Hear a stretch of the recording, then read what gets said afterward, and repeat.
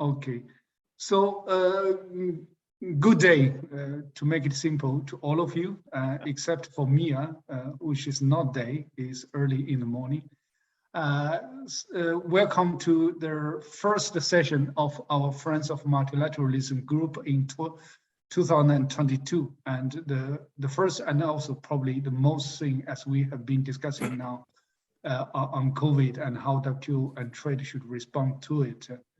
I have only two things to say. First is that MC12 is postponed, and we need a response from WTO on this important disaster, and so we cannot wait. So that's why I think we are very glad to host this first meeting with all the distinguished speakers here.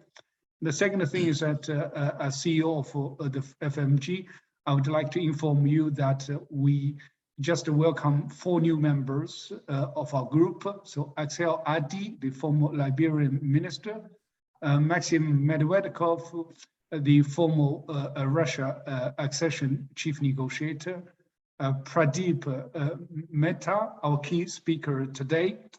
So I will leave Mario to introduce him, and John Weeks, the former Canadian ambassador to the WTO. And also we have a new friends of our group.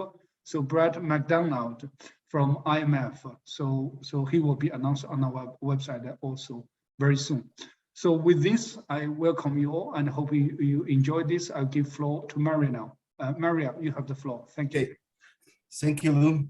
Well, good morning, the Americas. Good afternoon, Europe and India. Here we are, as Lou said, and in another brainstorming on in this occasion on how the pandemic response in the context of WTO. As you know, and as the paper already said, so we have 2 proposals in WTO context to deal with it. One coming from India, South Africa, which is basically a proposal of a waiver of the trip, the main trip provisions. And another proposal from the European Union, which is a partial suspension of some of the TRIPS provisions. But this is the basic element of the paper that will be presented today. The title of the paper is Arriving at an Equitable Response to the Pandemic. The authors, as was mentioned by Lou, is Pradeep Mehta on the one hand, and Sneha Singh. Both are from CATS, which is a very well-renowned institution on trade. Before giving the floor to Pradeep, let me give some context on the current figures on the COVID issue or the vaccine system problem. By mid-2021, the estimate needs on vaccines was around 11 billion doses. This by December of 2021, so 10 years ago, the number of doses produced were already 11.2 billion. So in theory, we have already doses for everybody in the world, or everybody may need the doses. That means, and by the end of the year, the estimate from the WEF is that the world will have available around 20 billion doses. That means 2.5 doses per person. So in theory, theoretically, the issue is solved because we have more doses than needed. But the reality, we all know that that's not the case. Basically, we have problems at the level of with the anti-vaccine movement, which is growing around the world. The new reality of the need for boosters that diminish the number of vaccine available. And of course, the main problem is production and distribution, which is the main concern or the main subject of this discussion. According to Oxford, our world data, at this very moment, actually on last Monday, the high upper income economies, they have, in terms of number of doses, 171 every 100 people. So more 1.7% or so in terms of the people. The lower middle income companies, economies, they have 12. And the low income economies, 88. So that's the problem. This is not well distributed. And in terms of the low income economies, is only 9% of the population is already vaccinated, at least with one doses. The complexities with this problem, I would, on my view, four elements. One complexity is the administrative issue, which is where I'm talking about standards, technical regulations, know-how, industrial secret, tariff, external tariffs, and so on. This is one big issue. The second is technical, which is scientific and infrastructure capabilities, technical capacities, manufacturing acquisition of raw materials or inputs, and so on. The third problem or complexity is economic or financial. This is much more complex because not all the numbers are there, but at least by the mid 2021, the US government put in terms of subsidies or support to the companies producing vaccines around $20 billion, which is a huge amount of money for not for the US, but for every other country in the world is huge. And the last and probably the most complicated complexity are the political one. And this is the main issue or subject of this discussion. So let me go to the main speaker, Pradeep Mehta. You know him very well. He was the founder and current Secretary General of the Consumer Unit and Trust Society, known as CATS. This is an institution that has been there for 39 years already, producing excellent economic policy research, like the paper that we are going to discuss today. You know, well, in the invitation, all the CV or the element of Pradeep are there. What is not mentioned is two issues. One, the number of books that he has produced. At least I have 5 books, very well known. One is Evolution of Competition Laws and Their Enforcement, a Political Economy Perspective. The second one is Towards a Functional Competition Policy for India. The third one is Politics, Triumph, Economics, Political, Economic, and Implementation for Competition and Law and Economic Regulation in Developing Countries. The fourth is Essays on the International Trading System, An Unfinished Journey. And the last, which is much more connected with WTO, is Reflection from the Frontline, Developing Country Negotiators in WTO. He's also a regular columnist in India, in the main national papers like the Economic Times, the Hindu Business Line, and Mint. And with this, Pradeep, you have the floor to present your case. Thank you. Thank you very much, Mario, and great pleasure to be speaking at this particular forum on a very vital issue, on which there was a discussion in the General Council yesterday. Video ist aus. Kannst du an. Sorry. Yeah. Hello. Right. Can I continue? Yeah, sure. Go ahead. No, I just saw the screen disappearing. Having said that, there was a heated discussion in the General Council yesterday. Heated in the sense it may not have been hot. It was certainly very important. And of course, there is no outcome on that particularly. Now, we all know that this request for waiver has been made by India and South Africa since a long time. It has received huge support from the developing world and LDCs. It has been co-sponsored by 64 countries with substantial support from more than 50 other countries. And as Mario, you said, it is being now, there is another proposal by EU and Switzerland and the United Kingdom among the WTO members. EU has submitted a separate proposal suggesting that there should be a suspension of those specific procedural requirements that increase complexity and time while issuing compulsory licenses. EU proposal also focuses on trade facilitation, disciplines on export restrictions, and the expansion of production through pledges by vaccine producers and developers. If I had to sum up my assessment of the two proposals, I would say that they are well-intentioned but suboptimal solutions that are being propped up as panaceas for resolving the vaccine inequity issue. Let me put on my slides here.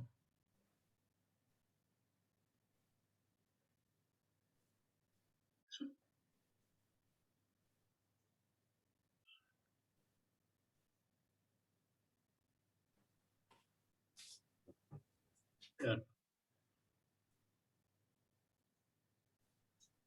Right.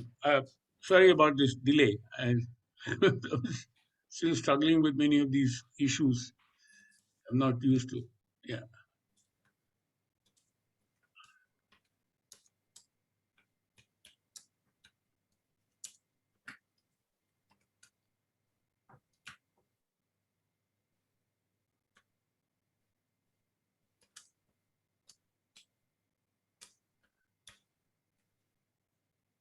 Right.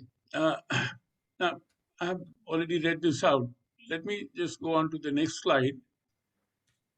The TRIPS waiver proposal, as you would see, in comparison to the voluntary arrangements, both fail to address the question of transferring technologies, do-how, and know-how.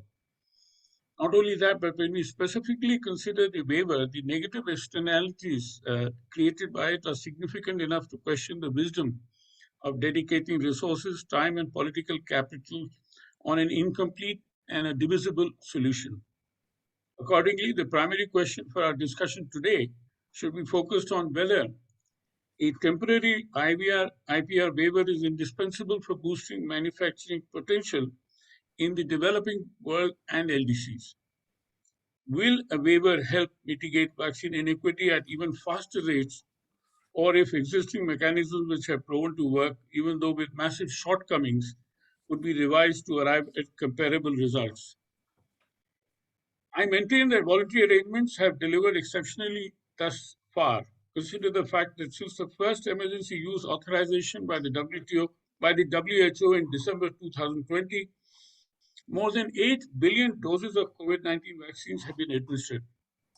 Such capacity has been attained without a waiver of IP applications. Rather, the underlying IPRs have facilitated extensive licensing and manufacturing contracts even among direct competitors. I'm giving an example from India. The Serum Institute, under a license from AstraZeneca, is now a very large manufacturer. It has even gone on to develop its own 2 more vaccines on mRNA. The best route to vaccine and equity involves creating the conditions to facilitate more of these voluntary arrangements, which is what is our central thrust of our paper. If the global community takes adequate measures, it could scale these arrangements to appropriately address the enormous demand for vaccines in an equitable and, most importantly, timely fashion. However, deliberating upon such a few measures, I will elaborate on the deficiencies in the two proposals at the WTO.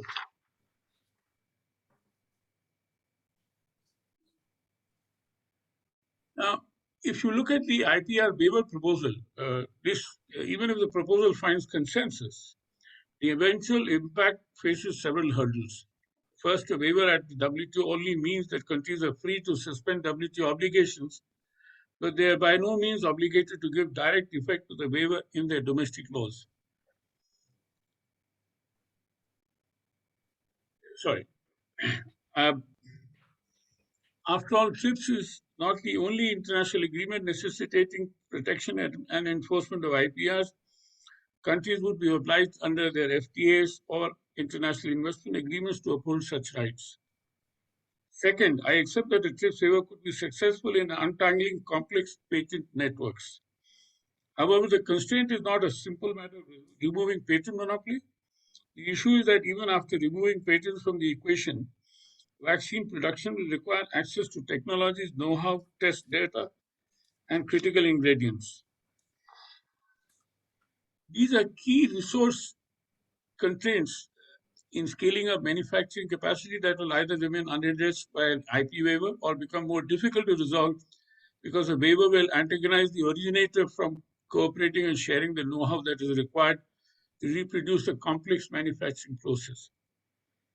Case in point, bench-to-bedside process for an mRNA vaccine can involve 50,000 steps, highlighting the extreme difficulty in reverse engineering vaccines.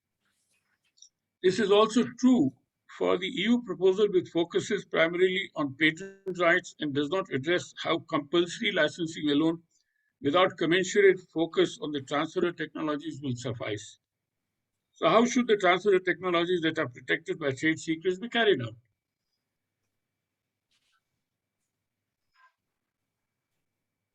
The waiver alone will only remove legal obligations upon states to enforce trade secrets in their territory. This means that states could forcibly mandate the transfer of technological know-how without violating their international commitments. Such forced technological transfers are fraught with political and economic risks. Most importantly, these are difficult to enforce due to constraints in the availability of highly skilled human resources and technology absorption capabilities.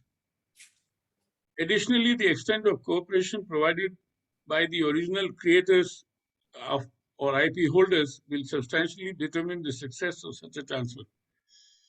Especially in the case of vaccine production, when compared to generic drug production, there needs to be an intensive collaboration between manufacturers and regulatory authorities.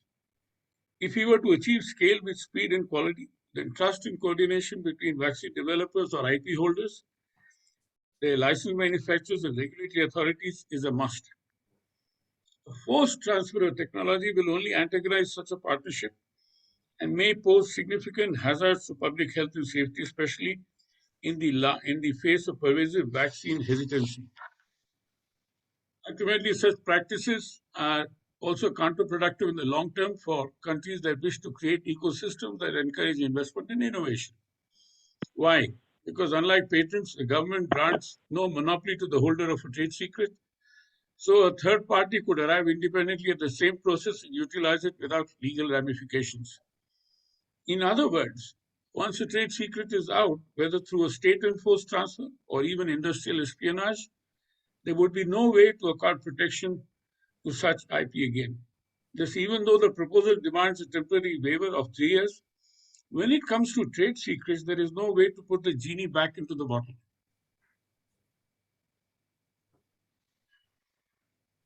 It is true that major public investments in pre-market commitments that had de-risked the development and production of COVID-19 vaccines substantially. However, considering them to be public goods only strengthens the moral claim to a TRIPS waiver or a legal claim when utilizing TRIPS flexibilities. It does not mitigate the on-ground complexities in implementing the waiver. Moreover, it should also be borne in mind that the underlying technology platform in the mRNA vaccines has taken decades of public and private collaboration. Beyond emergencies, can public financing continue to match private investment in terms of both quantum and risk-taking appetite for future developments in biopharmaceuticals? In fact, even in the short term, we are already discussing the modification of vaccines to address the reduced efficacy against variants which are coming up again and again. What will be the impact of removing commercial incentives from vaccine technologies in the middle of an unprecedented and uncertain pandemic that requires the best available R&D resources? Most importantly, how long can we wait to reach a consensus in multilateral negotiation on a rather wide range of IPRs? These are some questions that must be posed even as we attempt to mitigate dispiriting levels of vaccine inequity. That is ladies and gentlemen, must keep in mind that this is a very serious moral issue. There is no doubt that the waiver proposal stands on solid moral ground. In fact, it has contributed immensely in reigniting debates on just how often socializing of risk occurs even as the benefits get privatized. The way to resolve this ever-pertinent and ever-persistent policy failure will be through measures more sophisticated than a blunt waiver, and by taking into account all the trade-offs that a country is willing to make in the medium and long term. For now, the immediate focus should be on instilling synergy between governments, regulators, businesses, and civil society. The shortcomings of an incentive-based system must be addressed without throwing the baby out with the bathwater. It is true that major public investments and pre-market commitments had de-risked the development and production of COVID-19 vaccines.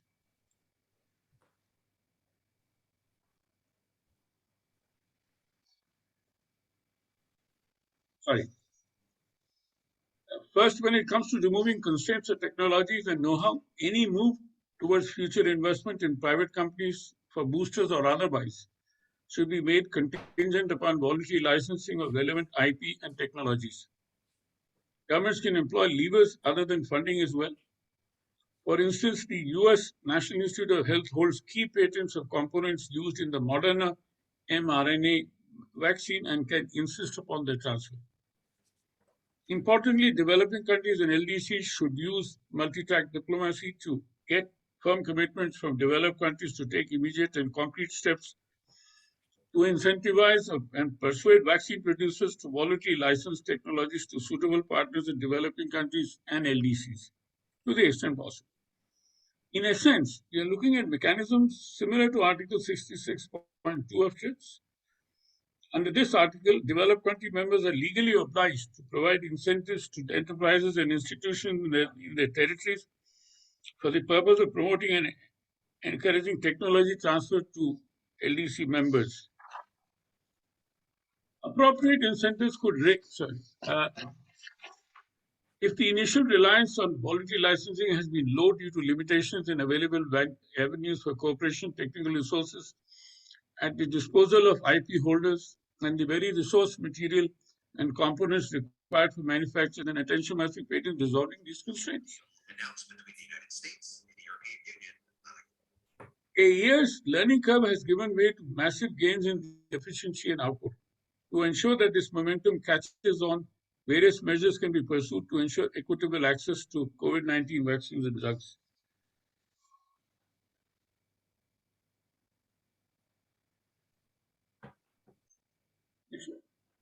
Appropriate incentives could range from production and capacity subsidies, concessional loans, and volume guarantees by developed countries on behalf of LDCs to some more aggressive measures like direct governmental intervention to finalize partnerships.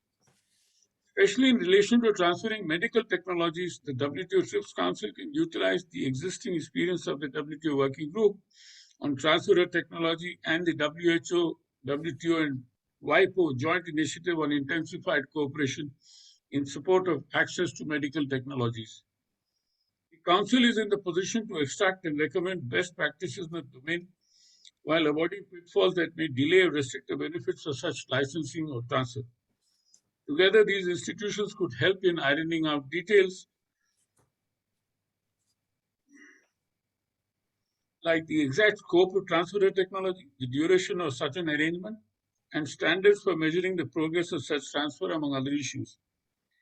In turn, instead of seeking a waiver of IP-related rights, developing countries should maintain a predictable and transparent regulatory ecosystem.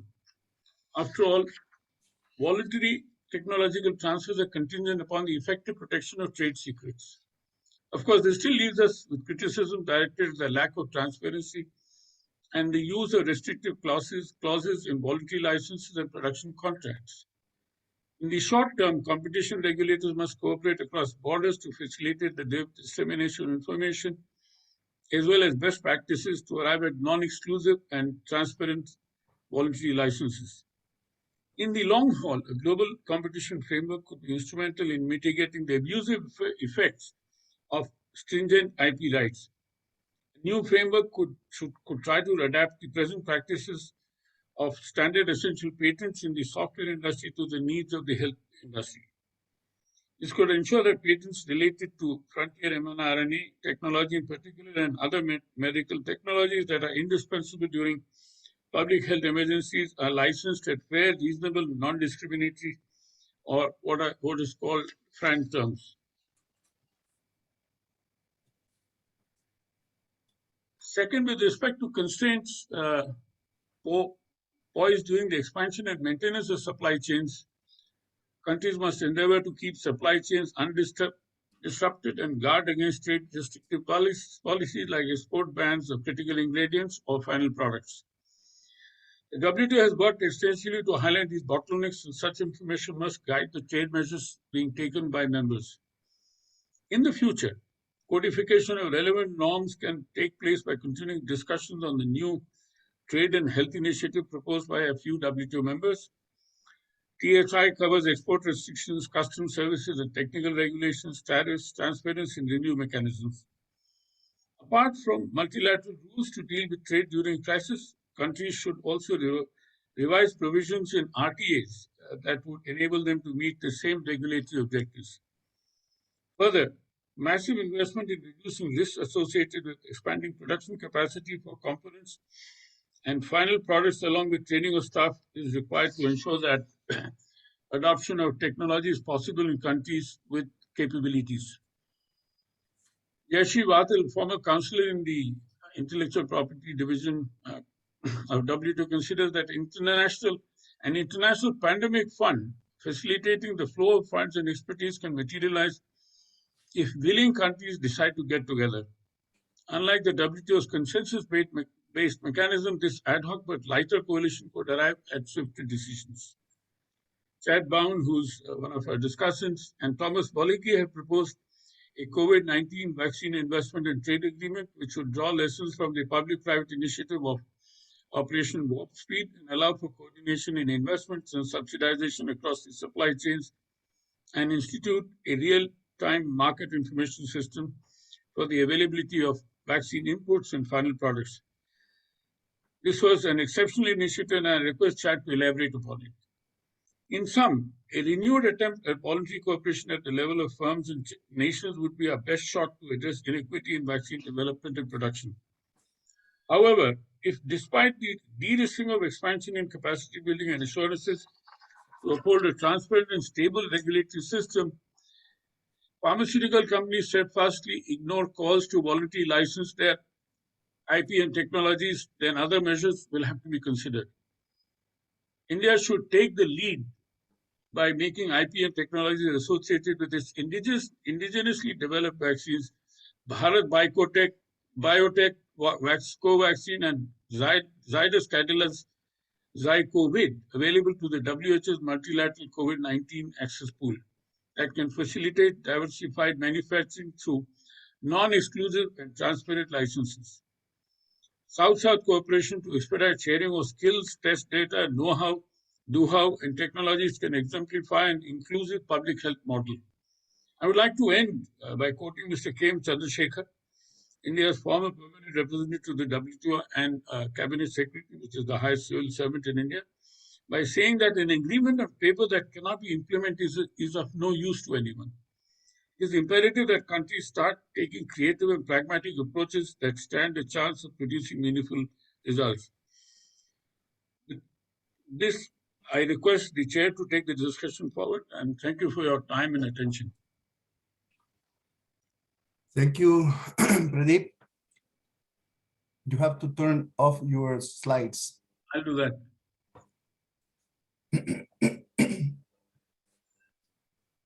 Yeah. Okay. Thank you very much for your input. Very interesting as usual. And now, as the program states, we have two discussants. One is Chad Bown and the other is Simon Evenett. Well, both are very well known by all of you. In the case of Chad, well, the CV is on the invitation as well. But perhaps in the case of Chad, I should raise or highlight the issue of the trade talks. He's the podcast he's involved for many years now. And I understand that this, I used to hear weekly, but now I understand that it's becoming every other month or something like that, because the last podcast that I hear was in November. So I hope this will be again weekly or so. So Chad is a senior fellow of the Peterson Institute in Washington for the last 5 years. And well, the CV is very clear. What it doesn't say in the CV is that he has been invited to present testimony in different places, in particular in the European Parliament on the presentation that he made was, can we save WTO appellate body? He has been also in the House of Representatives in 2 committees or subcommittees. And the last presentation was on US-China Economic and Security Review Commission, US tool to address Chinese market distortions. And the case of Simon Evenett, he told me that the CV on the invitation is not updated, but basically he's as you know, he's in the St. Gallen University, but above all, he was the creator and founder of the Global Trade Alert Initiative, which is a very well-known, I would say, tool for analysis around the world on the protection, the reaction from countries vis-a-vis different situations in the world. The original interest was to understand what's going on after the financial crisis. And that's why he's regularly quoted in the international media. So probably he's much more famous than many of us. On what it doesn't say in the CV is that he has had a number of advisory positions. Very interesting one. One was to be member of the high-level group of globalization established by Christine Lagarde. The other was a member of the Warwick Commission on Future of the Multilateral Trading System after Doha. And the third one was the member of Cedillo Committee on Global Trade and Financial Architecture. So I'm going to give first the floor to Chad, and then go to Simon, and then we'll go for questions and comments on the 3 presentations. Chad, go ahead. Thanks, Mario, for the very kind introduction, especially about trade talks. I guess my explanation there would be supply chain disruption. We've got maybe 10 episodes. They're circling in a container ship around the port of Long Beach, and just hold on, they'll get into your episode feeds sometime shortly. But thank you for the kind introduction. So what I'm going to try to do is to share my screen. See if I can do this. So I'm going to take a slightly different approach. And so I thought that presentation was extraordinarily valuable. But I have been thinking about this issue less from the perspective of IP rights and TRIPS, and more of a perspective of how vaccines are actually manufactured in the supply chains and what we've observed as constraining production during the pandemic. And so I'm not disputing any of the facts that have been laid out so far. I agree that the inequitable distribution is a huge, huge problem. I see that as largely a political decision that policymakers have made, and obviously that's been influenced by where the vaccines have been manufactured. But a way to overcome that is to massively scale up production. And so what I'm interested in focusing on is what could we do to do that? And I'm not sure simply waiving IP would be the answer to that, especially in the short run, as there would be a lot of other challenges that would introduce, as I've come to learn by focusing on how these supply chains have emerged during the pandemic. So I've been working on a lot of this with Tom Boyke, but we have a new paper out since the fall, talking about how these supply chains have actually emerged. And when we think about, a lot of us come at this issue thinking about the TRIPS waiver issue in the context of the HIV/AIDS crisis in the 2000s that we were brought up on in the story about Big Pharma. And while Big Pharma has played a role in vaccines in the pandemic, and I sort of have highlighted a handful of companies here, it's really not how one might have thought. And so it's, I think, important to understand facts on the ground about how the vaccines have emerged and who's actually manufacturing them. And so incredibly importantly have been the role played by these contract development and manufacturing organizations. So basically contractors. Most of the vaccines aren't being, we think of Pfizer and J&J and AstraZeneca and blah, blah, blah. But for the most part, they're not these big integrated pharmaceutical companies that's doing the work on the ground. And this is very, very important for how we think about issues of scaling up. So there's basically 5 key fixed costs or steps that have led to the fragmentation of this industry over the last 20 years or so that have become separable. And steps 3 and 4, the production of drug substance and drug products. So I think about that as the kind of the liquid stuff is happening in one plant.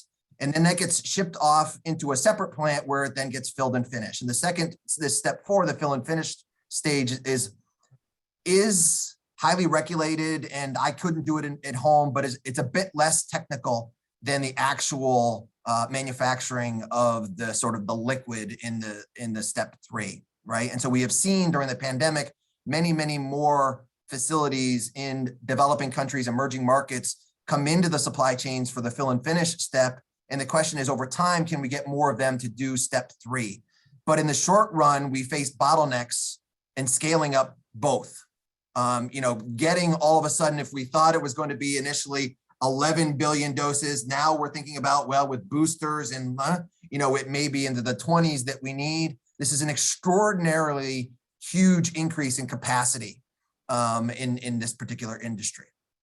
All right, so how have the different vaccines that we have seen emerge actually done it, right? And so what's super interesting on this, and why I don't think, at least on its face, IP rights, at least for vaccines, and TRIPS is really the bottleneck, is we've seen many of the vaccine sponsors actually establish global supply chains where they are doing elements of both the drug substance and the fill and finish work in developing countries. And so AstraZeneca is, of course, the big example where the Serum Institute, is by itself is contributed as expected, massively to the global supply of vaccines. But it's not alone, right? So AstraZeneca is the brand, but it's set up supply chains all over the world to do this, in Latin America, in Southeast Asia, and then obviously the ones in Europe and elsewhere as well. It's not alone. J&J has to a lesser extent done this, but they have set up fill and finish facilities in South Africa through Aspen. It formed an arrangement with Biological E very early in the pandemic. This was August of 2020 to license its technology. It's unclear to me why that hasn't actually been greenlit and why the manufacturing hasn't actually materialized in real time on the ground there.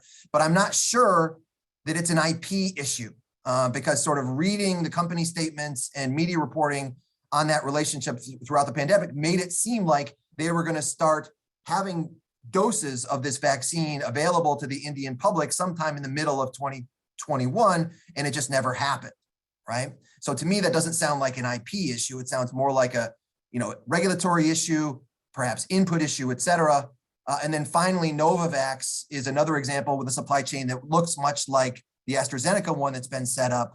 This supposedly amazing product has just had a difficult time scaling up its manufacturing facilities, producing consistent drug product, and getting regulatory approval to actually get this thing out into the public's hand, right? But again, this is not IP so much as an issue. Now, where IP has come in as an issue is, of course, where for the mRNA vaccines, the Pfizer and the Moderna, the Pfizer, BioNTech, and Moderna's, right?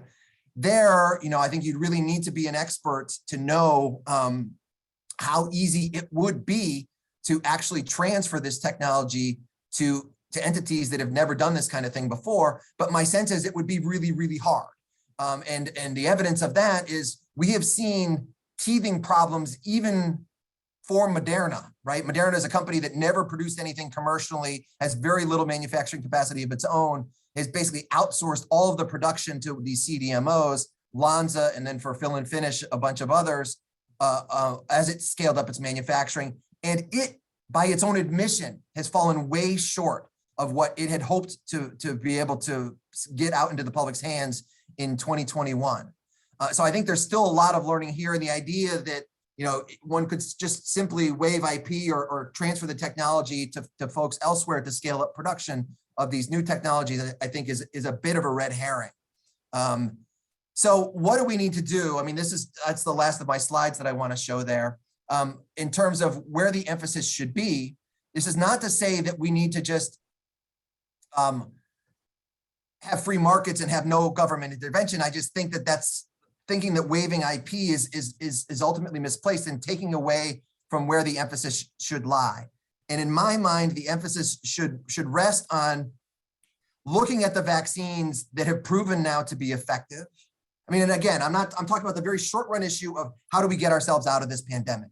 There are separate longer run issues of how do we better prepare in future? How do we diversify manufacturing better globally to alleviate some of the problems that we run into next time around? Those are all legitimate and really important questions to consider. But in terms of simply scaling up enough manufacturing to get us out of the pandemic, I think it's still an unknown scientifically.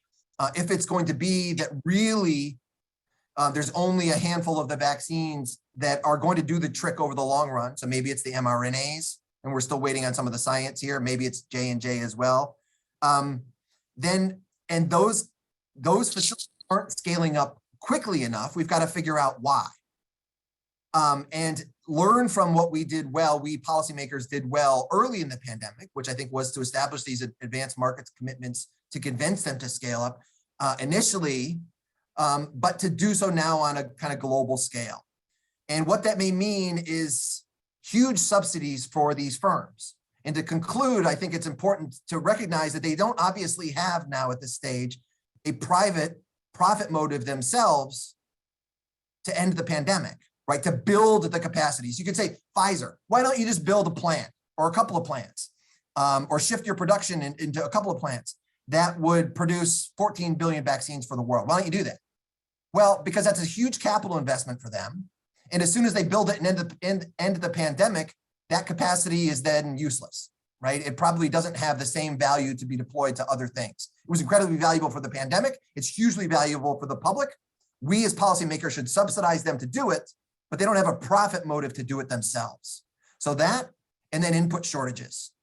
It's not clear to me, even if you establish lots more mRNA facilities out there around the world and could get through the teething problems that even the Modernas and their partners have run into, that you'd have enough of the key inputs that are brand new, right? These lipid nanoparticles and things like that.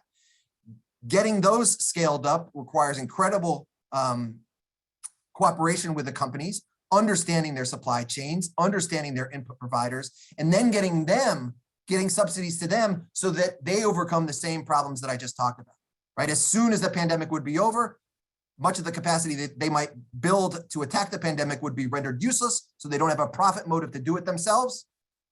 We need governments to intervene. And with that, I'll stop. Thanks. Thank you, Chad. Thank you very much. Interesting. Cooperation through subsidies or using subsidies. Okay, Simon? Thank you, Mario. And let me also thank Pradeep and his team for putting together such a useful paper and helping us bringing us back to this important topic.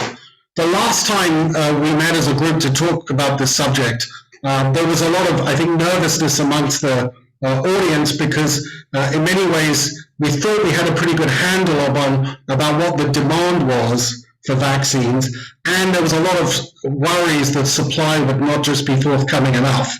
And so there was an expected shortage, and as a result, people began to think about how to pump up supply, what measures could be taken at the WTO. If we come back 6 months later, now that we've reconvened, I actually want to argue that what we have seen is that the supply has increased pretty much and unfolded along the lines which was predicted, despite all the worries and concerns, and where the real uncertainty now is over demand. And so we have an expected shortage, but again, the sources of the policy problem have changed. What I want to do in my short presentation is put some facts on the table to explain this difference and this shift, and then talk about what it might mean in terms of how to solve this problem. So let's start on the supply side. Now, depending on who you turn to, you can show that either just over 10 billion doses were produced in the last calendar year, or some estimates get above 11 billion as well. And what we have seen in the last quarter of the last year is 1 billion doses being produced per month.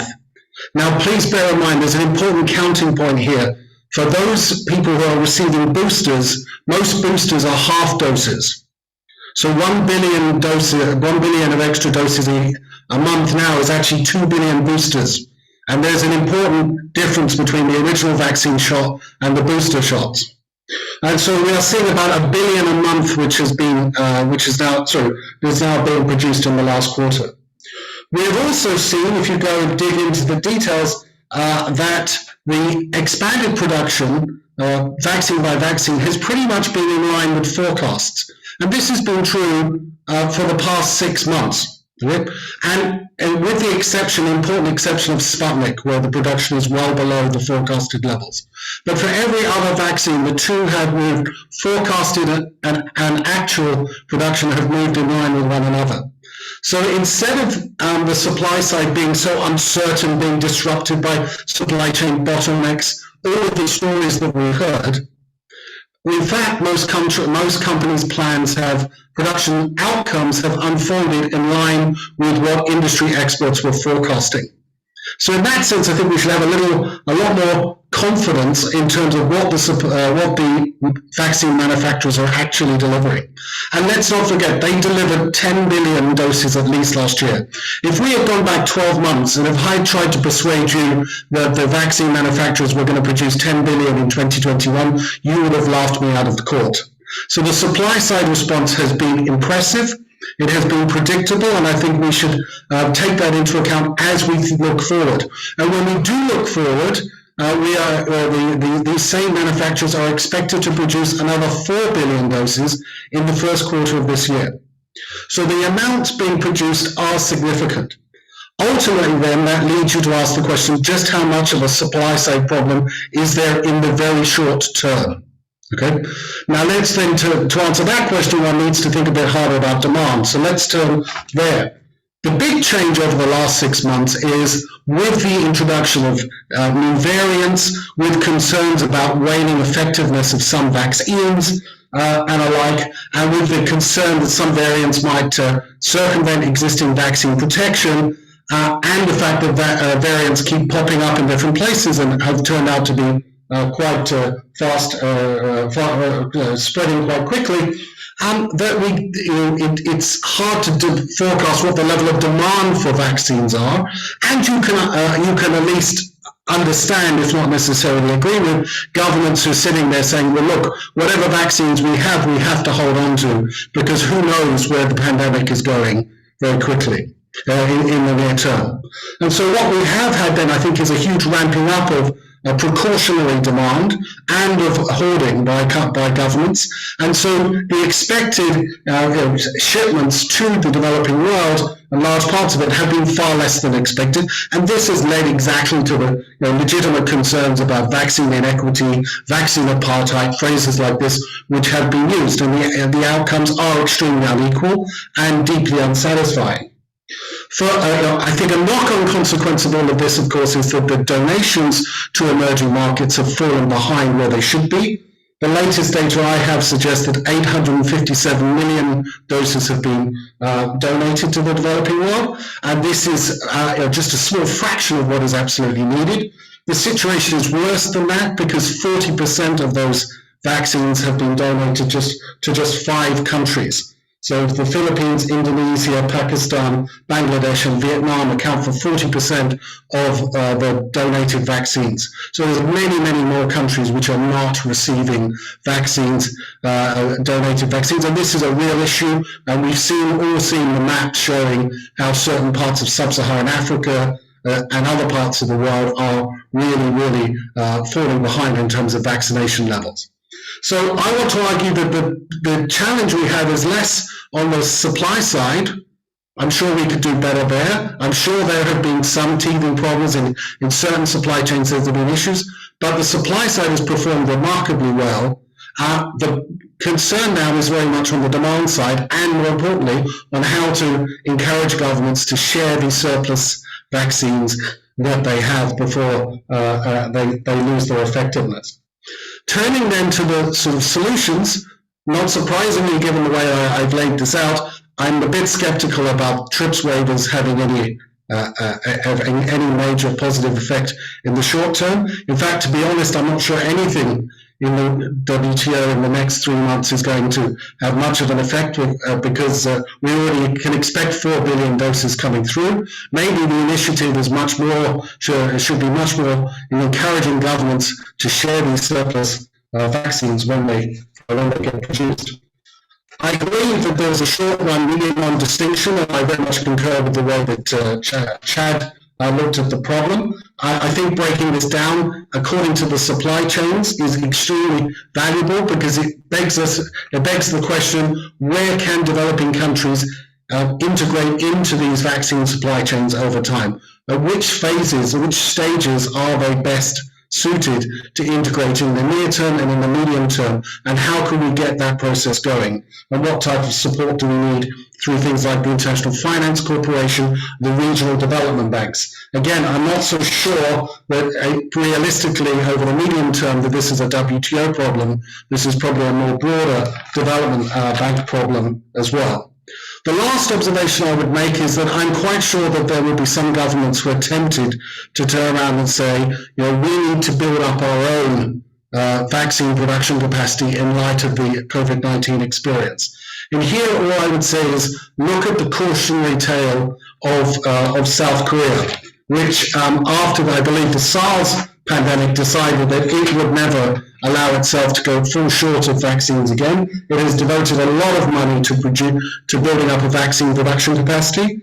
To date, the South Korean industry has produced 142 COVID vaccines. Only 20 million of them have been used domestically, so 10% of South Korea's needs have actually been supplied have been dealt with domestically. The vaccine rollout in South Korea was extremely slow, only taking off in Q3 of last year.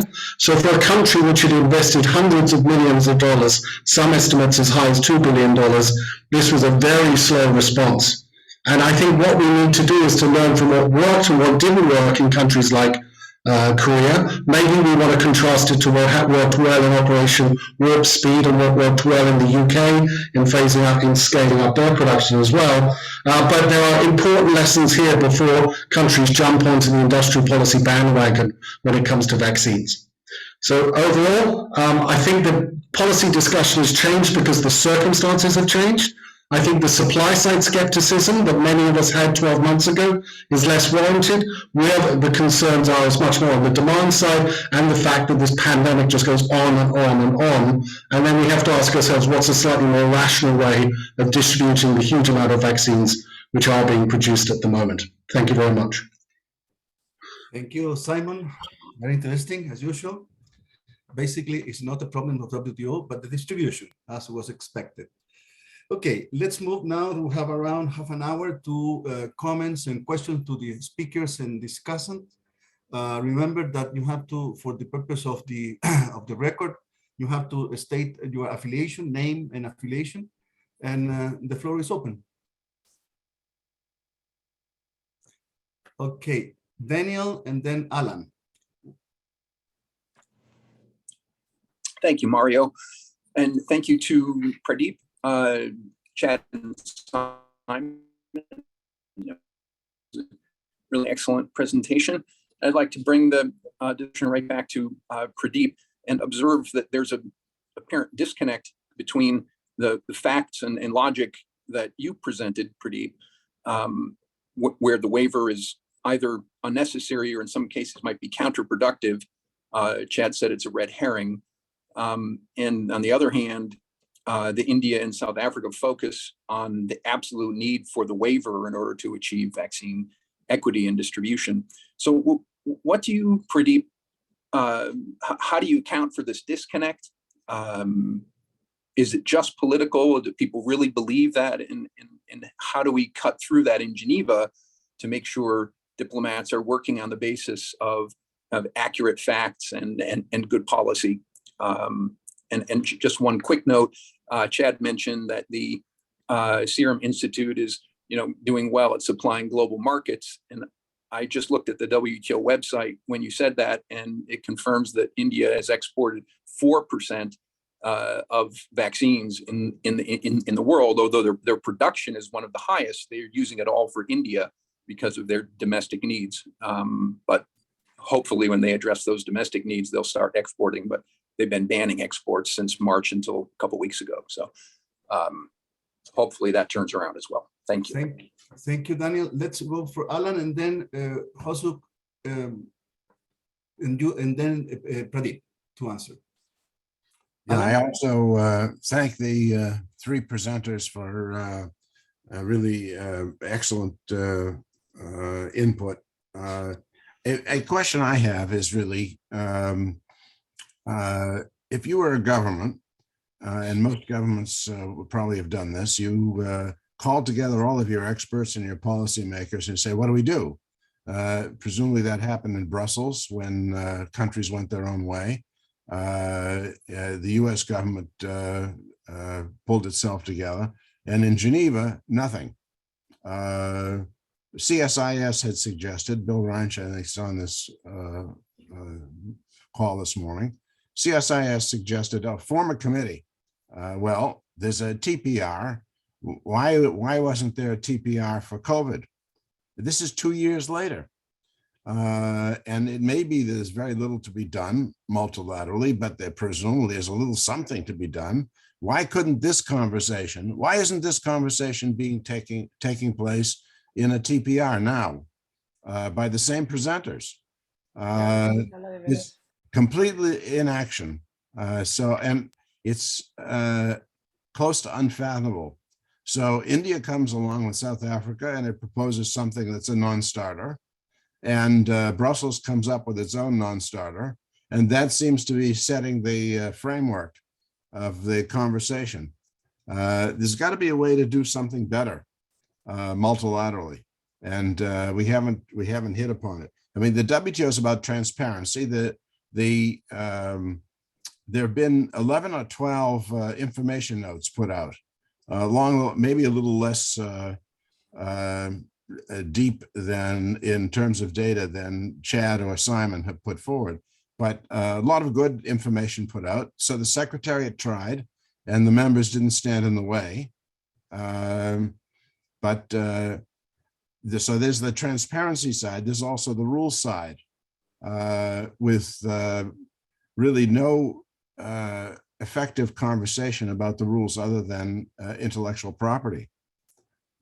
So I think one thing this maybe come out of today's discussion is near-term and long-term steps the WTO could take to be more effective. Thank you, Alan. And the last question in this round, Hosuk. Thank you. I must say it was really thought-provoking and really good presentation by all speakers. And I think I agree in equal proportion with all of them to some respect. And I think that also perhaps illustrate how perhaps COVID and COVID response in the context of the WTO has become a little bit like a Rorschach test for all of us. We see what we want to see and we advocate what we want to advocate. If your job is to do supply chain illustrations, you see a supply chain problem. If you see as an IPR issue, well, obviously we are going to see the IPR aspects. And in the way, we can all agree that this is a multifaceted question, but there seem to be a few lines of consensus, at least in this group and in general, and which science and sheer facts seem to prove, which is that it has been an inequitable distribution, meaning that there is actually at least multiple doses for every person on this planet, but it hasn't been distributed equally. And on that point, I think we can all agree. And therefore, we can say to a certain extent that I tend to agree with Simon here that maybe the supply side aspect has been overemphasized compared to the distribution. And from the perspective of this group and the WTO, I would like to also ask ourselves the systemic question, which is that, did the system work? And I would really like to ask the question to all of you, because in my view, I think system worked exactly as intended. Exceptions were invoked and they were not challenged. And we realized that actually, to a certain extent, that the original drafters of GATT 20 didn't foresee this situation because the exceptions were drafted according to a situation where one or two, maybe a few countries would feel the need to take legitimate public policy objectives, and not a global pandemic where everyone would do it and create basically a suboptimal outcome. And to a certain degree, I'm baffled in a way that we will all look into our own little silo or a big silo in some occasions of this problem. But the fact that hoarding is actually something that we can challenge under the WTO, we haven't done so. Or the fact that rules actually worked exactly as intended, as I mentioned. And another point I think that is really important, which is that the system does not actually take into account some of the issues that are really important in public health.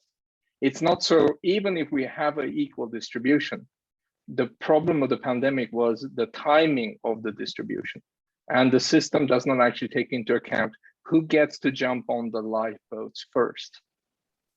And another issue, I think, which really should be mentioned, and which as so far only EU has raised in its own idiosyncratic way, is that the whole trading rule, the rules of the trading system have been basically offset by advanced purchase agreements, meaning that we are in a situation where private contractual rule has actually basically circumvented the international rules.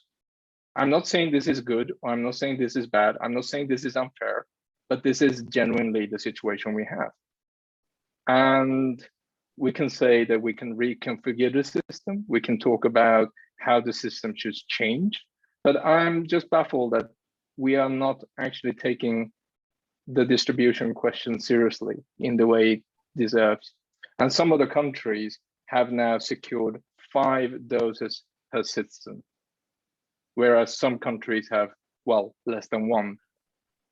And how this is not actually reflecting the discussion and none of the proposal we have on the table is probably something that we will be held accountable for in one way or the other by people saying that WTO had nothing to contribute in solving this problem. And just a small note, I've written even by my standards, a very bad note on this. And if the chair allows, I'll share it in the chat. But by the standard of this group, a bad note by me is completely illegible back of the receipt thing. So I wouldn't encourage anyone to read it. Thank you, Josu. Okay, we have 2 more requests for the floor, and then we're going to go for the speakers and the discussant. 2, and then Peter. 2, Chinquan.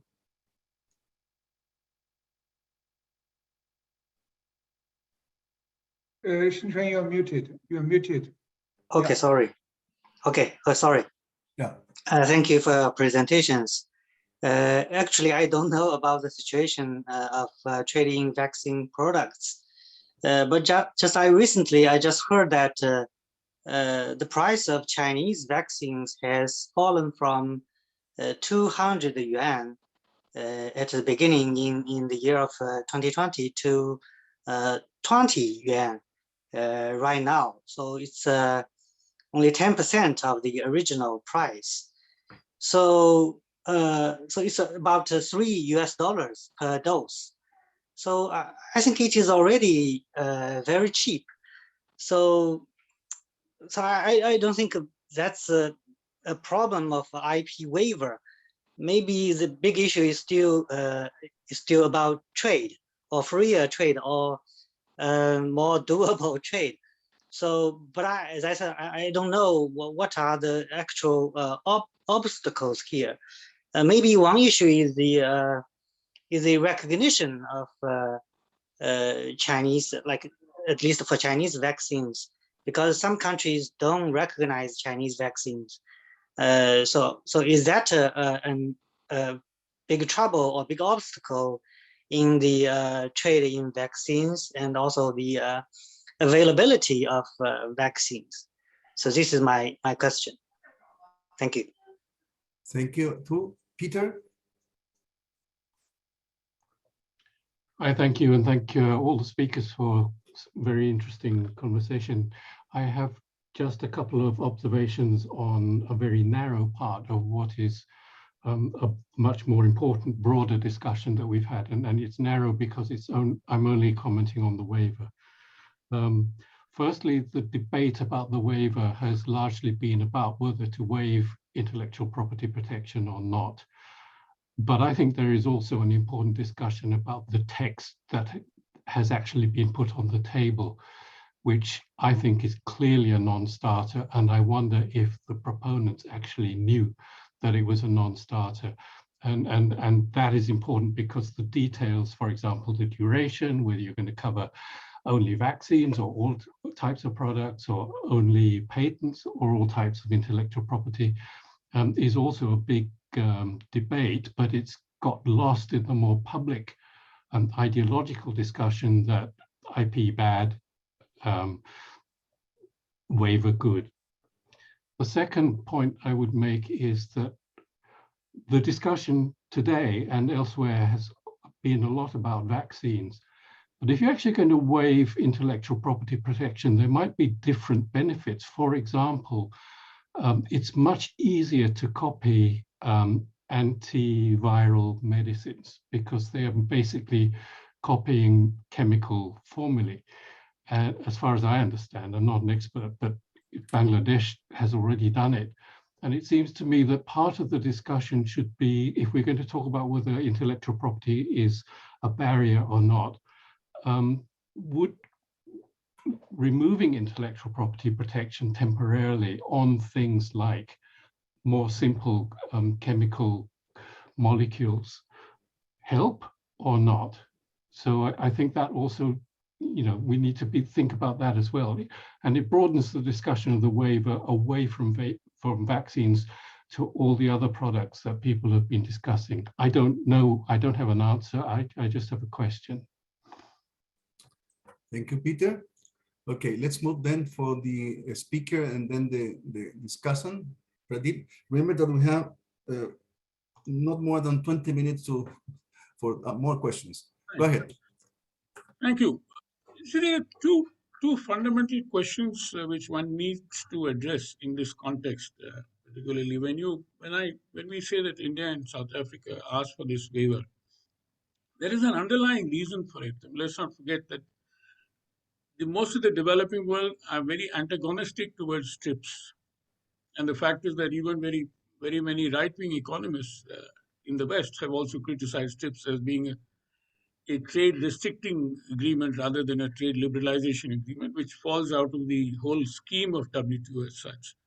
That's one fundamental fact. Second fundamental fact, which nobody has mentioned, is that as a consequence of polylateralism, in a sense, the issue about TRIPS in public health was addressed at Doha, particularly to deal with the AIDS medicines and supplied to the LDCs which do not have the manufacturing capacity. I don't think anybody has spoken about that at all, except that the TRIPS in public health declaration of 2001 at Doha did not visualize the possibility of a pandemic like this which has happened. And I think one of the interveners have already spoken about the fact that nobody knew about this. I mean, as we say today, both in a light and a serious manner, that the most certain thing is the uncertainty about it. Now, in terms of TPR, I don't think TPR can be utilized for reviewing this kind of situation. What can be done is a trilateral body between WHO, WTO, and WIPO to look into it. I mean, they have set up a working group on access to medical technology. They should set up a working group to look at the larger issue about vaccine equity or vaccine inequity. Now, just a little aside, that when you talk in terms of distribution, let me take you down to the nuts and bolts of many countries in Africa which do not even have the capacity to deliver a vaccine even if they had got it, or be able to store it in a particular things. I mean, let's not forget that there are a lot of issues about this issue. It's not as simple as it appears. Now, India did, when we're talking about, somebody raised a question about India did stop export of vaccines when it found that its own internal demand is not being met. But they stopped after having already donated a very large amount of vaccines to many countries in the developing world, and which has now been resumed. So it is not as if it was when the availability of vaccines, and today now we have about nearly 6 or 7 vaccines under production, including many home produced, home sort of evolved, home invented rather than AstraZeneca or copying from anybody else.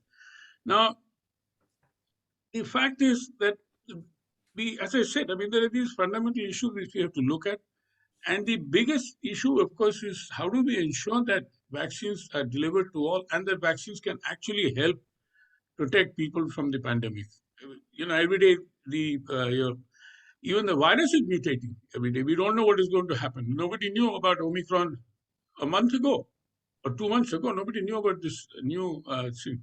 Now, people say that it is highly contagious, more contagious than Delta. But the fact is that you may have a very mild impact. We don't know. I mean, I'm seeing it happening in India right now. Large number of people are suffering. US, for example, has been a terrible situation in terms of Omicron. I mean, 1 million cases every day, in spite of having the most advanced healthcare facilities. Yet, even that kind of thing which is happening. So what we have to look at is to address the particular issue in terms of making, how do we combat this particular pandemic? And that is what is required to be researched rather than to be focusing only on vaccines. One has to look at the sort of anatomy of this particular disease as to how you can prevent this from happening. We've already had a lot of experience with many rare diseases like Ebola and so on and so forth. Spanish flu, for example, was the last well-known case of flu which killed. Now we're talking about flu. We have a vaccine for flu. And India is the biggest supplier of vaccines, for flu vaccines around the world. One of our manufacturers has evolved something which is there. So it is not as if it is not possible to do it. But the fact is that we have to come down to the fact that there are basic issues, fundamental issues involved in this global system which need to be addressed rather than, and this gives us a good opportunity, unfortunately. So to address some very fundamental issues, as I had already pointed out, and look at, the TRIPS in public health as a success of polylateralism, where you had civil society, governments, and intergovernmental organizations work together to come out with that kind of agreement. And so that approach has to be taken instead of making it purely a technical issue and gets lost in the corridors of William Repard. Thank you, Thank you. Chad, would like to comment or answer some of the comments? Yeah, so thank you everybody for the comments. They were really great. Just to put a couple more facts on the table and things for folks to think about. So I think on Peter's point, seeing what Pfizer and Merck did with their therapeutics, their drugs, by putting them in the medicines patent pool, was kind of what we want to see, right? For the stuff that is just chemical compounds, that is easier for other entities to produce, it's now out there, and so it's easily licensable for anybody who wants to be able to do that. I do think when we're talking about vaccines, and I think folks have it mostly right, these are just fundamentally different beasts. And I think there's a tendency to want to cherry pick the positive results at the end. But I think it's really instructive to look at the United States' experience from beginning to end with vaccines during the pandemic. So again, Operation Warp Speed, we started with 6. We threw a bunch of money at 6 different companies, and they didn't all work as expected, right? You want to overshoot. So we chose 6, only 3 of them got emergency use authorization in the United States. So that's Johnson & Johnson, Pfizer, and Moderna. Of those 3, one of them had major manufacturing problems. Like the plant that was supposed to be manufacturing the Johnson & Johnson vaccine had to shut down for 4 months. because of contaminated doses, right? If we didn't have global supply chains, we wouldn't have gotten any J&J in the United States. We were basically importing it from the plant in the Netherlands. If we hadn't overshot and didn't have the Pfizer and the Modernas, it would have been a complete disaster.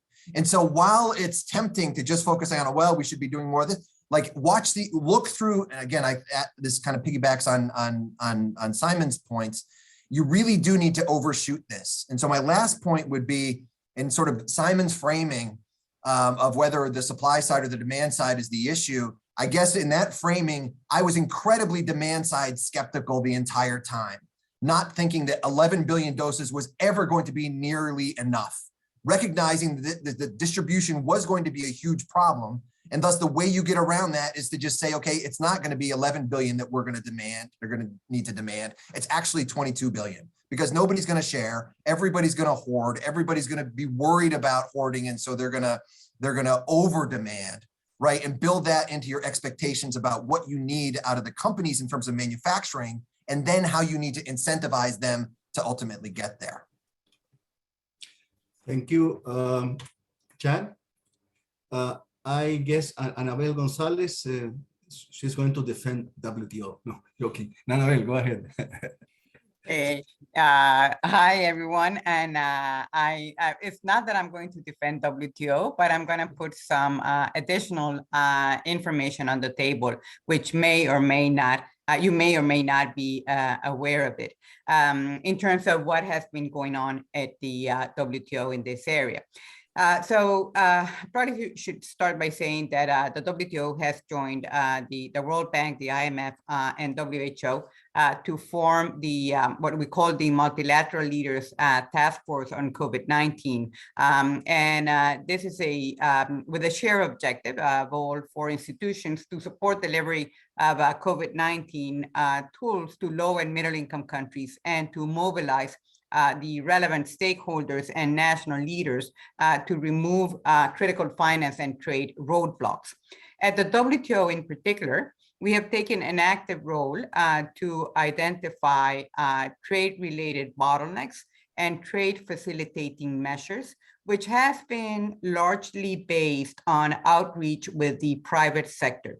We have a forum with CEOs of the 10 largest companies manufacturing vaccines. We meet with them regularly, and we try to identify, as I said, these bottlenecks and what can be done about it. And based on this, we've issued a note, which we revised in October last year, which has been, I think, welcomed by a wide range of stakeholders and hopefully been useful for decision-making by governments.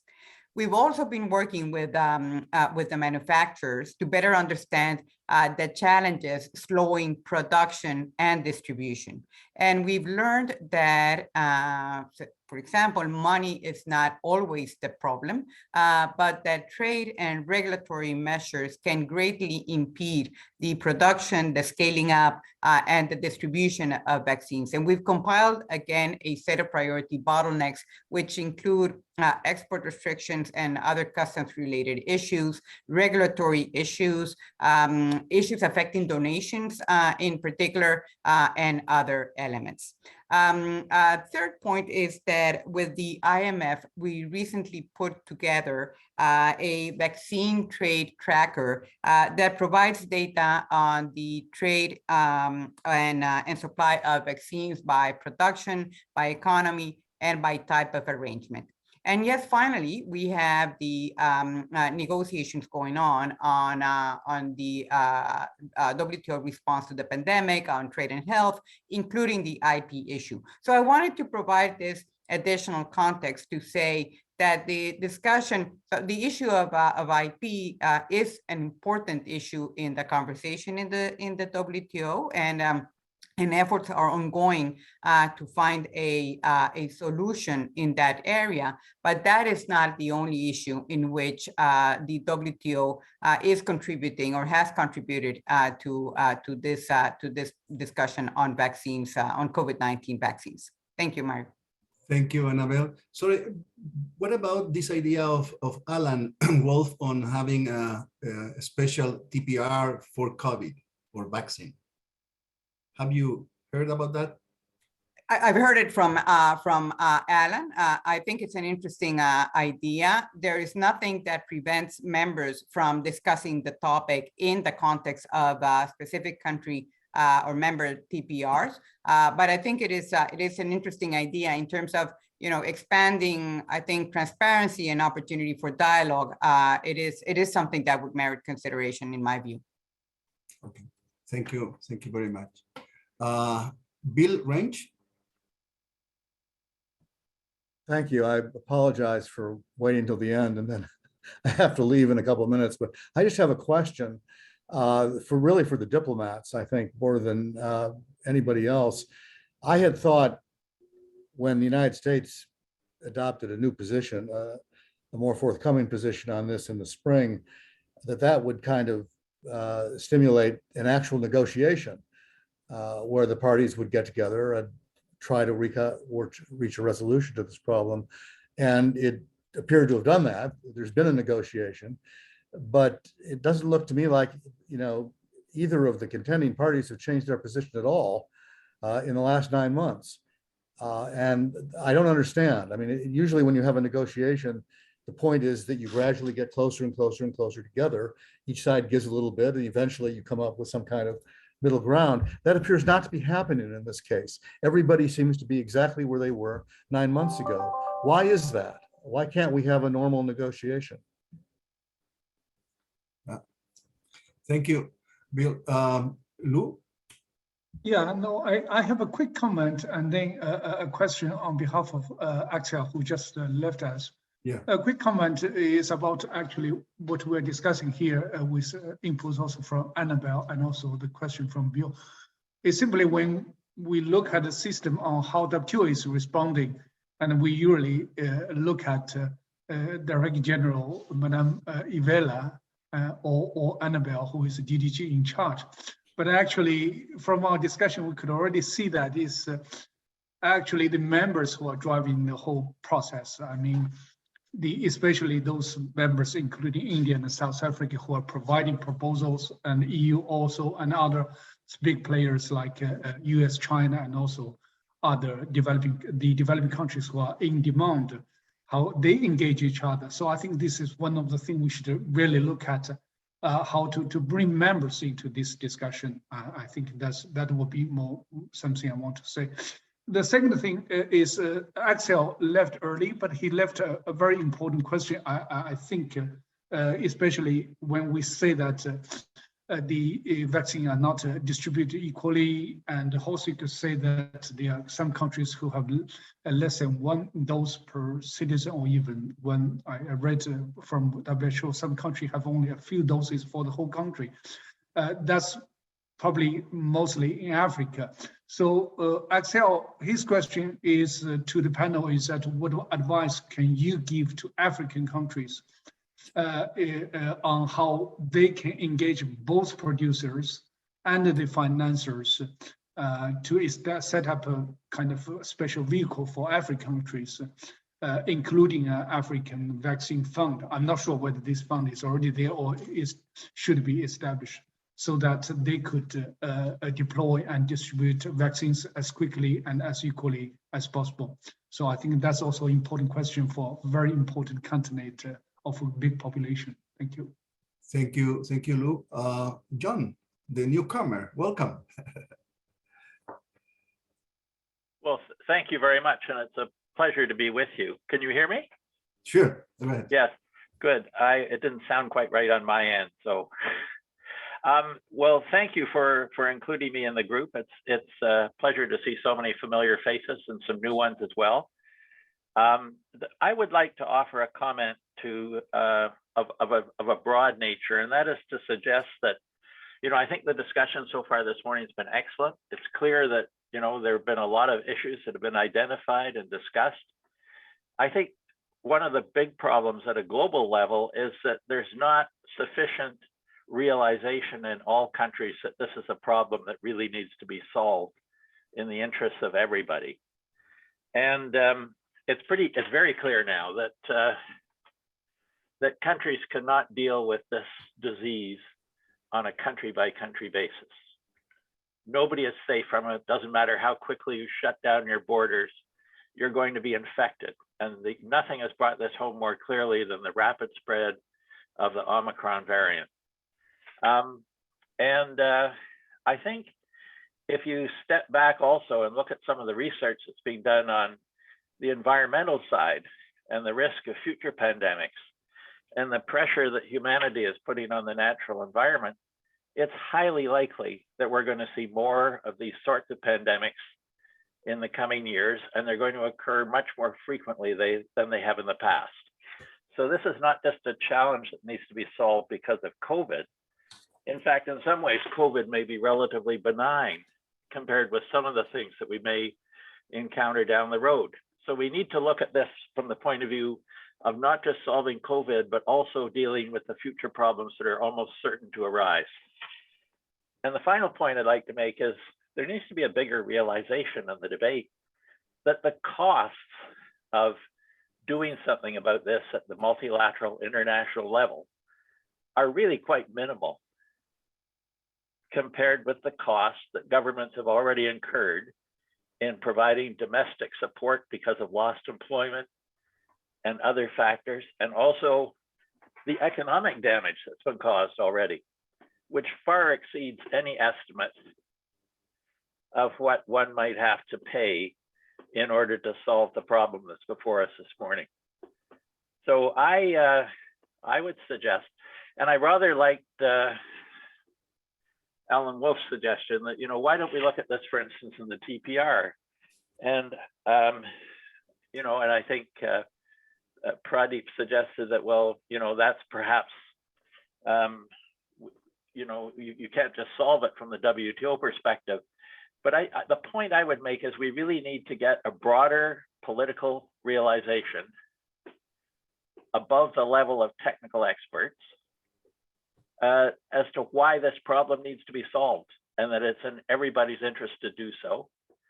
And I think the sort of discussion we've had this morning shows the problem is solvable. There's some areas where it has to be filled in, but this is not a challenge that can't be addressed successfully by humanity.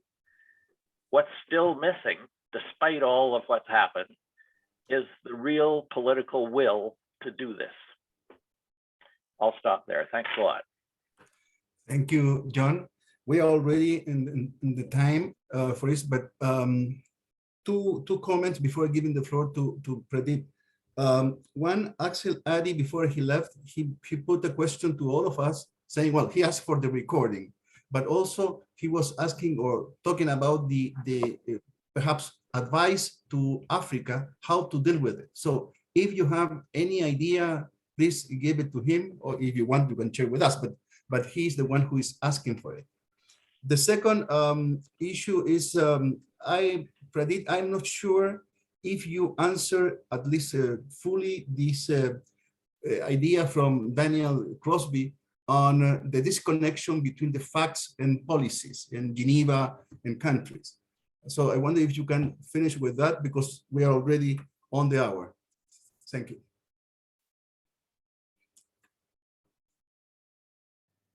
I'll just make it short and sharp.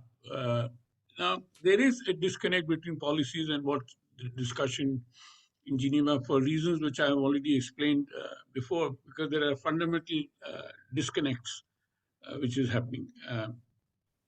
The WTO is not moving forward, and if WTO is going to discuss an issue without being impressive about its agenda, how do you expect any kind of legitimacy or any kind of acceptance of these issues? We must consider that at the moment.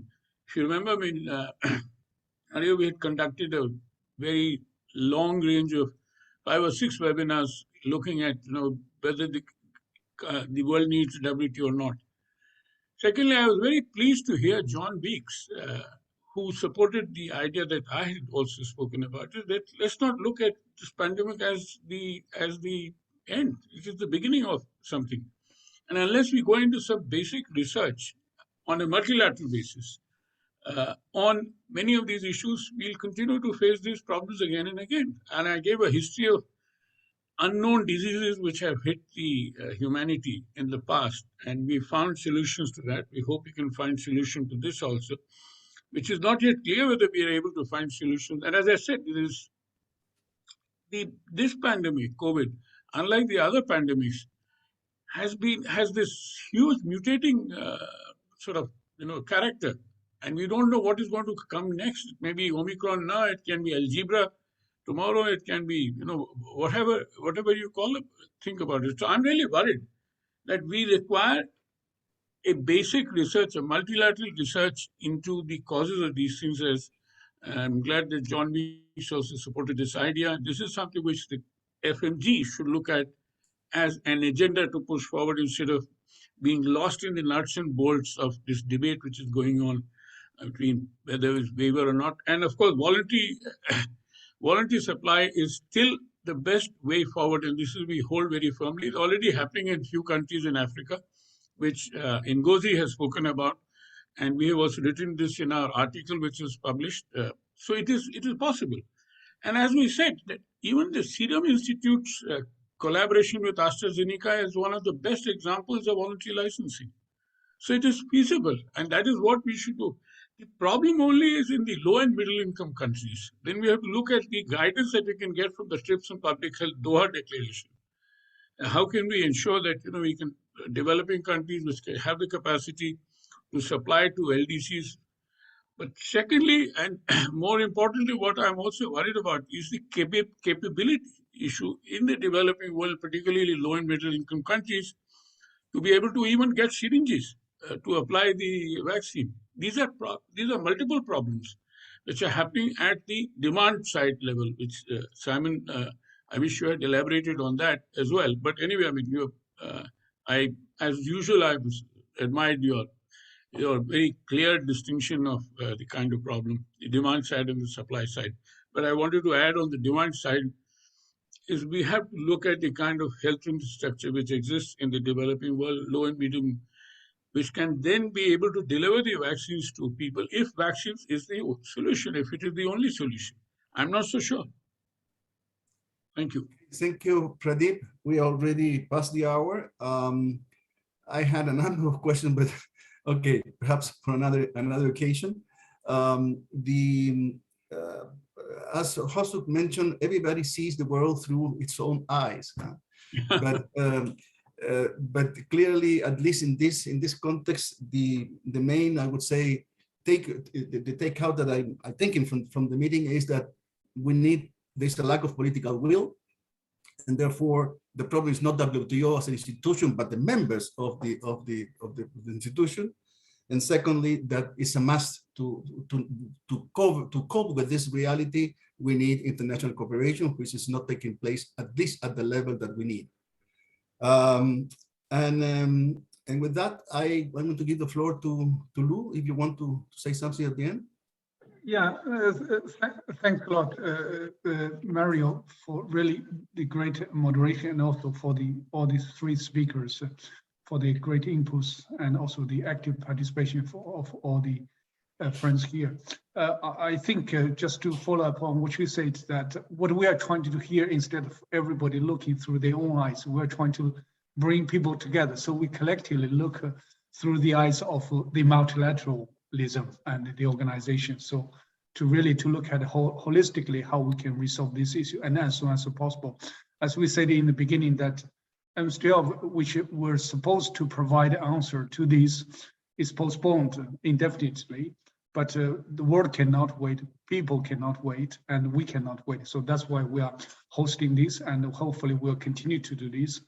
And on that, we also want to share with you, I mean, not only our members of our group, but the new ones, but also all the ambassadors here and all the friends from different organizations and think tanks, is that we FMG trying to provide a platform so that if you have any new publications, ideas, inputs, which is relevant, of course, to our focus about the multilateralism, the trade, the people, is that please feel free to bring to our attention, and we can quickly discuss and how we can help you to organize more like this in the future. And of course, right now, in the beginning of the year, we're already preparing for the next sessions in the months ahead. So we're looking at the services, we're looking at the COVID, of course, we're looking at all the issues around the MS-12 and so on and so forth. So we would look forward to any inputs from you, from members, from all of you. So with that, I thank you very much for your active participation, and we look forward to seeing you next time. Thank you very much. Thank you. Thank you. Bye-bye. Bye-bye.